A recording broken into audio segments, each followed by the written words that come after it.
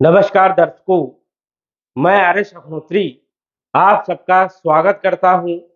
दर्शकों, आज हम बात करेंगे वृषभ राशि वालों के लिए गुरु का वक्री होना कैसा रहने वाला है। गुरु 4 महीनों के लिए वक्री हो गए हैं। 4 सितंबर 2023 से 31 दिसंबर 2023 तक गुरु वक्री रहेंगे। गुरु का वक्री होना वृषभ राशि वालों के लिए, वृषभ लग्न वालों के लिए कैसा रहने वाला है। क्या आपको फल मिलने वाले हैं, क्या शुभ परिणाम मिलेंगे, क्या अशुभ परिणाम मिलेंगे, क्या आपको उपाय करना है, संपूर्ण जानकारी इस वीडियो के माध्यम से हम जानने वाले हैं। तो आइए जानते हैं। उससे पहले यह समझिए कि यह फलादेश चंद्र राशि पर आधारित है। नाम राशि के आधार पर भी जान सकते हैं और लगन राशि के आधार पर भी जान सकते हैं। गुरु एक ऐसा ग्रह है जो सारे सेक्टरों को मजबूत कर सकता है। गुरु के पास बहुत सारे डिपार्टमेंट होते हैं। गुरु धन का कारक है। फाइनेंशियल डिपार्टमेंट जो है गुरु के पास है। गुरु विवाह के कारक है। गुरु संतान के कारक है। गुरु शिक्षा के कारक है। ज्ञान के कारक है। आर्थिक स्थिति के कारक है और बहुत सारे क्षेत्रों के कारक गुरु माने जाते हैं। गुरु यदि अकेले ही कुंडली में शुभ हो तो बहुत सारे लाभ देखने को मिलते हैं, किसी अन्य ग्रह की जरूरत नहीं पड़ती। लेकिन यही गुरु यदि आपकी कुंडली में अशुभ स्थिति में गोचर कर रहा है तो फिर जीवन में नीरसता ही नीरसता रहेगी, जीवन में संघर्ष ही संघर्ष रहेगा। इस कारण से गुरु का शुभ होना बहुत ही जरूरी है। गुरु एक बड़ा ग्रह है, बहुत सारे डिपार्टमेंट का मालिक है। गुरु यदि शुभ है तो ये आपके लिए बेहद ही शुभ है। अब गुरु 4 महीनों के लिए वक्री हुए, तो वक्री होने से वृषभ राशि पर क्या प्रभाव रहेगा, क्योंकि गुरु के 5 भाव पर प्रभाव रहने वाले हैं। गुरु का प्रभाव आपके 12वें भाव में रहेगा। गुरु का प्रभाव एकादश भाव में रहेगा। गुरु का प्रभाव अष्टम भाव में रहेगा। गुरु का प्रभाव आपके चौथे भाव में भी रहेगा और गुरु का प्रभाव आपके छठे भाव में भी रहेगा। तो इन भावों पर गुरु का प्रभाव रहने वाला है। इन भावों के फलों में कहीं ना कहीं जो है विशेष रूप से प्रभाव देखने को मिलेगा। अब वृषभ राशि के अनुसार से यदि हम बात करें तो 12वें भाव में गुरु का गोचर हो रहा है। अब 12वें भाव में वैसे तो गुरु का गोचर अच्छा नहीं माना जाता है, विवाह के लिए भी शुभ नहीं है, मांगलिक कार्यों के लिए भी शुभ नहीं है, लेकिन 12वां भाव गुरु का ही भाव माना जाता है, क्योंकि काल पुरुष की कुंडली में 12वां भाव जो है ये गुरु का मोक्ष कारक भाव है। इस कारण से यहां पर ज्यादा बुरे परिणाम गुरु नहीं देते। और जब कोई ग्रह वक्री होता है, वक्री का मतलब ये होता है ग्रह की गति में परिवर्तन होना। एक निश्चित गति में कोई ग्रह कर रहा है और एक समय में वो निश्चित गति को तय नहीं कर पा रहा है, कहीं ना कहीं वो वहीं पर घूम रहा है या पीछे की ओर चलता हुआ प्रतीत हो रहा है, तो उसे हम वक्री कहते हैं। ऐसे ही गुरु जो है लगभग 4 महीनों के लिए वक्री हुए। जब कोई ग्रह वक्री होता है तो एक्स्ट्रा पावर उनको मिलती है, एक एक्स्ट्रा बल मिल जाता है। सटबल में 6 प्रकार के बल होते हैं, जिसमें कि एक चेष्टा बल होता है। जब कोई ग्रह वक्री होता है तो चेष्टा बल उसको मिल जाता है।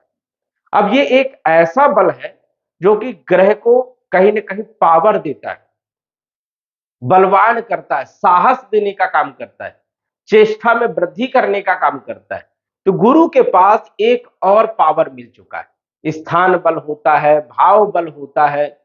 कहीं ना कहीं जो है देखा जाए तो सभी प्रकार के भावों का फल जो है यदि मिलता है ग्रह को, तब पूर्ण रूप से ग्रह मजबूत होता है। तो चेष्टा बल जो है गुरु को जो है 4 महीनों तक मिलने वाला है। अब चेष्टा बल मिल रहा है तो गुरु आपके 5 भाव पर विशेष रूप से प्रभाव डालने का काम करेंगे। 12वें भाव में ये बैठे हैं। 12वां भाव होता है व्यय का, नुकसान का, खर्चों का, हॉस्पिटल का, विदेश यात्राओं का। स्वाभाविक है कि खर्चे करवाने का काम करेंगे। विदेश से जुड़े हुए कार्यों में आपको सफलता दिलाने का काम करेंगे। हॉस्पिटल के आपको चक्कर भी लगाने पड़ सकते हैं। स्वास्थ्य पर भी आपको विशेष रूप से ध्यान देने की जरूरत है।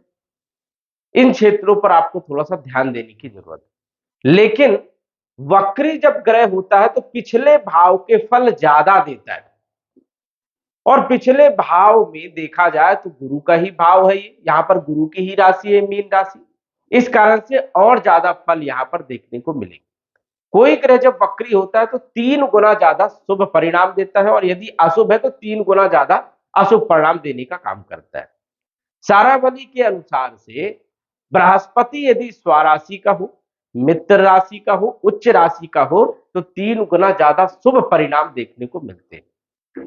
अब आपकी कुंडली के अनुसार से यदि हम बात करें तो गुरु जो है 12वें भाव में मित्र के घर में गोचर कर रहा है, तो स्थान बल भी मिल गया, चेष्टा बल भी मिल गया, और यहां पर कारक माने जाते हैं, इस कारण से भाव बल भी मिल गया। तो गुरु यहां पर पूर्ण रूप से मजबूत हो गए। तो स्वाभाविक है कि जिन लोगों को विदेश जाना चाहते हैं, विदेश से जुड़े हुए काम करना चाहते हैं, एक्सपोर्ट का, इंपोर्ट का, या नौकरी करना चाहते हैं, या विदेश जाकर के व्यापार करना चाहते हैं, उन लोगों के लिए बेहद शुभ है। लेकिन जो जन्म स्थान में रह रहे हैं उन लोगों के लिए थोड़ा खर्चों में वृद्धि हो सकती है। बड़े बड़े खर्चे आपके हो सकते हैं। हो सकता है कि ये खर्चा आप अच्छी जगह करें, आप प्रॉपर्टी खरीद ले, मकान खरीद ले, वाहन खरीद ले, कोई बड़ी जगह आप इन्वेस्ट कर दे, वो एक अलग बात। लेकिन जमा पूंजी को कहीं ना कहीं जो है विस्तार करने का काम गुरु करने वाले। अब ये लाभ भाव के ज्यादा फल देंगे, 12वें भाव के फल थोड़ा कम देंगे, और वक्री हो गए हैं तो पिछले भाव के फल में ज्यादा वृद्धि करेंगे। और पिछला जो भाव है ये लाभ का भाव है, आय का भाव है, और यहां पर गुरु की ही राशि है। स्वाभाविक है कि लाभ के स्रोत भी पैदा करेंगे, आय के स्रोत भी पैदा करेंगे, आपको लाभ देने का काम करेंगे। अचानक बड़े बड़े लाभ आपको हो सकते हैं, कई सारे स्रोत पैदा करने का काम कर सकते हैं। तो लाभ भाव के भी मालिक है, तो स्वाभाविक है कि आपकी आमदनी में वृद्धि भी होगी, स्रोत पैदा करने का काम करेंगे। अब गुरु जो है 5वीं दृष्टि से चौथे भाव को देख रहे हैं। चौथा भाव जो होता है वो भूमि का, भवन का, प्रॉपर्टी का, मकान का, वाहन का होता है। स्वाभाविक है कि भूमि, भवन, प्रॉपर्टी में लाभ दे सकते हैं, आप खरीद सकते हो। जो मैंने आपको बताया कि बड़े खर्चे करवाएंगे, तो वही प्रॉपर्टी भाव को देख रहे हैं, तो प्रॉपर्टी आप खरीद सकते हो, फ्लैट खरीद सकते हो, मकान का निर्माण का काम चालू कर सकते हो, प्लाट खरीद सकते हो, वाहन खरीद सकते हो। तो कहीं ना कहीं जो है चौथे भाव के फलों में भी वृद्धि करने का काम करेंगे। वही देखा जाए तो इनकी सप्तम दृष्टि छठे भाव में पड़ेगी। छठा भाव होता है रोग का, ऋण का, शत्रु का, कलह का, कर्ज का। तो कहीं ना कहीं जो है ऋण लेकर के आप बिजनेस कर सकते हो, व्यापार कर सकते हो, मकान का काम चालू कर सकते हो, तो ये कर्जा भी दिलाने का काम करेंगे, और कंपटीशन में कई बार सफलता भी देने का काम यहाँ पर गुरु करते हैं। ऋणों को समाप्त करने का भी काम करेंगे, लेकिन कई बार शत्रु भी पैदा कर देते हैं। इसलिए जो है वाणी पर विशेष ध्यान देने की आपको जरूरत रहेगी, वाणी पर आपको संयम रखने की जरूरत है। इनका प्रभाव जो है नवम दृष्टि अपने ही घर में अष्टम भाव में। अष्टम भाव जो होता है ये गूढ़ ज्ञान का होता है, आध्यात्म का होता है, और अकस्मात का होता है। अकस्मात आपको धन लाभ हो जाना, अकस्मात आपको नुकसान हो जाना, अकस्मात बड़ी बड़ी बीमारियां हो जाना, अकस्मात बीमारियां ठीक हो जाना, सब क्षेत्र यहां से ही हम देखते हैं अष्टम भाव। अब गुरु यहाँ के मालिक है तो यहाँ पर तो अच्छे ही करने का काम करेंगे, क्योंकि इनकी जो नवम दृष्टि है विपरीत परिवर्तन राजयोग में भी है गुरु, और अपने भाव को देख रहे हैं, तो स्वाभाविक है बड़े बड़े लाभ देने का काम करेंगे। शेयर मार्केट में लाभ दे सकते हैं, जुआ, लॉटरी, सट्टा में आपको लाभ दे सकते हैं। आध्यात्मिक क्षेत्र में आपका लगाव बढ़ सकता है, धर्म कर्म में आपकी रुचि बढ़ सकती है, कोई नई शिक्षा प्राप्त करने का आपका मन बन सकता है, जैसे ज्योतिष आप सीख सकते हो, तंत्र विद्या सीख सकते हो, गूढ़ ज्ञान आप ले सकते हो, आध्यात्मिक क्षेत्र में आप जा सकते हो। तो ये बड़े बड़े बदलाव करने का भी काम जो है गुरु लगभग 4 महीनों के अंतराल में करेंगे। वैसे देखा जाए तो गुरु जो है अष्टम भाव में जब भी देखते हैं तो अकस्मात बड़े बड़े गुप्त धन लाभ भी देने का काम करते हैं। तो इन भाव पर गुरु का प्रभाव रहने वाला है। एक तो 12वें भाव में प्रभाव रहेगा गुरु का, दूसरा लाभ भाव में, और तीसरा जो है चौथे भाव में, और चौथा जो है आपके छठे भाव में, और पांचवा जो है अष्टम भाव में। इन 5 जगहों पर गुरु का विशेष रूप से प्रभाव रहेगा। अब आपकी कुंडली में गुरु यदि शुभ है, इन 4 भावों में यदि बैठे हैं, 1, 4, 7 और 10, ये भाव में यदि गुरु बैठे हैं तो आपको अच्छे परिणाम देने का काम करेंगे। यदि गुरु दूसरे भाव में बैठे हैं, पंचम भाव में बैठे हैं, भाग्य भाव में बैठे हैं, या लाभ भाव में बैठे हैं, इन भाव में यदि गुरु आपकी कुंडली में बैठे हैं तो स्वाभाविक है कि 3 गुना ज्यादा शुभ परिणाम देने का काम करेंगे। और दशा अंतर दशा यदि अच्छी चल रही है, अच्छे ग्रह की चल रही है, गुरु के फेवर वाले ग्रह की चल रही है, तो स्वाभाविक है कि बदलाव जरूर देखने को मिलेगा और आपके लिए समय बढ़िया रहेगा।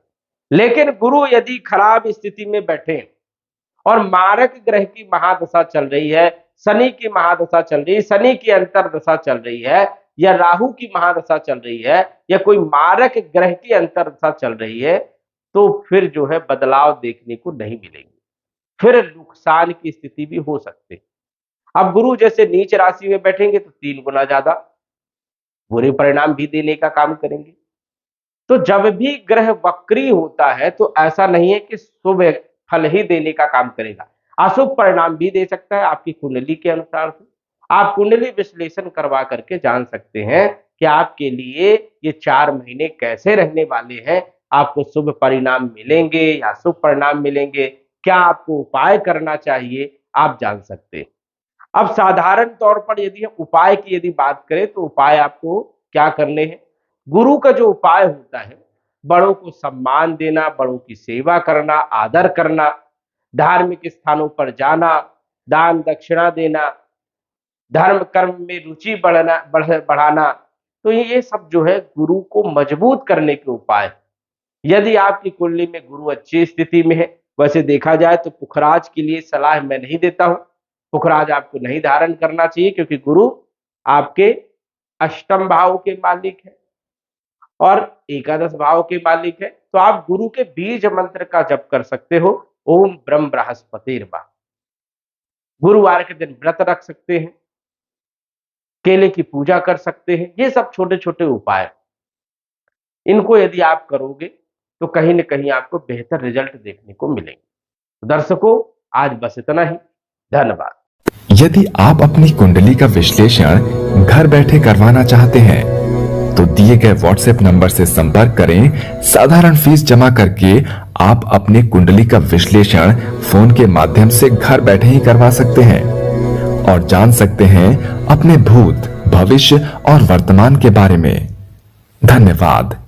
WhatsApp number 94798939